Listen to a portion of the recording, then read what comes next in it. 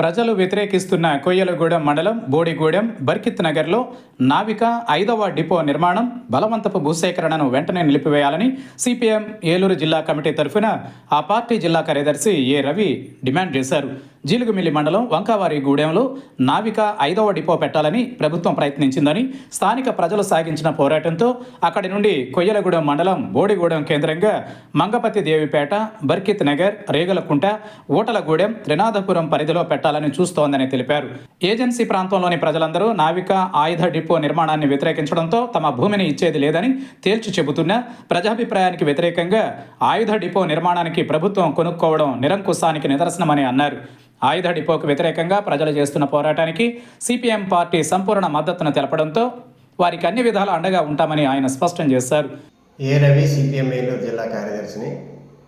ఇటీవల కొయ్యలగూడెం మండలం బోడిగూడెం పంచాయతీ, అంచుతాపురం పంచాయతీలలో నావిక ఆయుధ డిపో నిర్మాణం చేపట్టాలని చెప్పేసి ప్రభుత్వం చేస్తున్న ప్రయత్నాల్ని ప్రజలందరూ వ్యతిరేకిస్తున్నారు. మా భూములు ఇచ్చే ప్రసక్తే లేదని చెప్పేసి తేల్చి చెప్తున్నారు. అయినప్పటికీ అక్కడ బెదిరించో లేకపోతే వాళ్ళని లోబర్చుకునో భూములు సేకరించి అక్కడ ఆయుధ డిపో నిర్మించాలని చెప్పేసి ప్రభుత్వం తీవ్రంగా ప్రయత్నం చేస్తున్నట్టు తెలుస్తుంది. గతంలో కూడా జీలుమిల్లి మండలం వంకావారిగూడెంలో కూడా ఇదే తీరుగా ఆయుధ డిపోని పెట్టాలని చెప్పేసి ప్రయత్నం చేశారు. అది షెడ్యూల్ ప్రాంతం, గిరిజన భూములు ఉన్న ప్రాంతం. గిరిజనుల భూములు ఎట్టి పరిస్థితుల్లో సేకరించకూడదు. దానికోసం 2 సార్లు పేసా గ్రామ సభలు నిర్వహించారు. వైసీపీ ప్రభుత్వ హయాంలో నిర్వహించారు. అప్పుడు ప్రజానికి వ్యతిరేకించారు. మళ్ళీ తిరిగి అప్పుడు ఆ పోరాటానికి మద్దతు ఇచ్చినటువంటి తెలుగుదేశం నాయకులు, జనసేన నాయకులే తిరిగి మళ్ళీ కూటమి ప్రభుత్వం వచ్చిన తర్వాత గ్రామ సభ నిర్వహించారు. అప్పుడు కూడా వ్యతిరేకించారు. అయినప్పటికీ ప్రజలను చేల్చడం కోసం, బెదిరించడం కోసం, నాయకుల మీద దుష్ప్రచారం సాగించి ఉద్యమాన్ని విచ్ఛిన్నం చేయడం కోసం రకరకాల ప్రయత్నాలు చేశారు.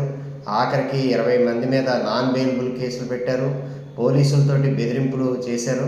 ఇన్ని చేసినా వంకావారిగూడెం పంచాయతీ ప్రజానీకం ఏకతాటి మీద నిలబడిన ఫలితంగా అక్కడి నుంచి ఆయుధ డిపో ప్రతిపాదన విరమించుకుని మళ్ళీ ఇప్పుడు కొయ్యలగూడెం మండలంలో ఉన్నటువంటి బోడిగూడెం, అచ్యుతాపురం పంచాయతీలో పెట్టాలని ప్రయత్నం చేస్తూ ఉన్నారు.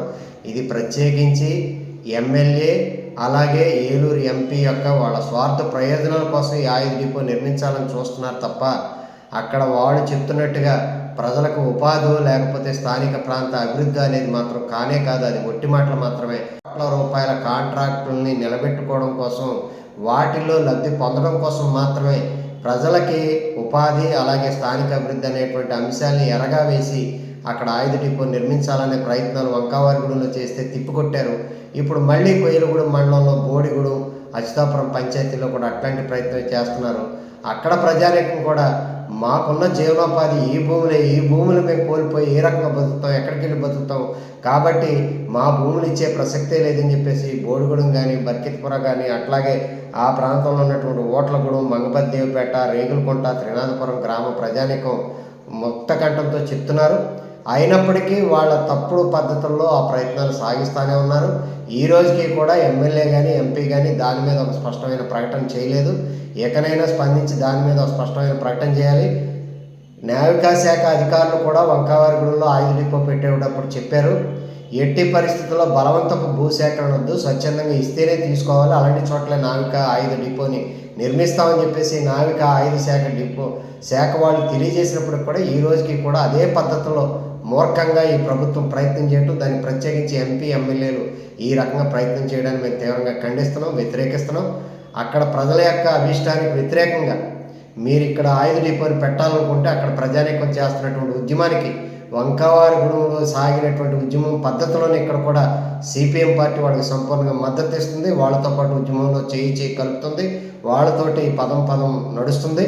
ఎకనైనా మీరు ఆ తప్పుడు పద్ధతులను విరమించుకుని వెనక్కి తగ్గాలని చెప్పేసి మేము డిమాండ్ చేస్తాము. మీరు స్వచ్ఛందంగా ప్రజల భూములు ఇచ్చిన చోట్ల మీరు అట్లాంటివి ఏర్పాటు చేసుకుంటే అభ్యంతరం లేదు.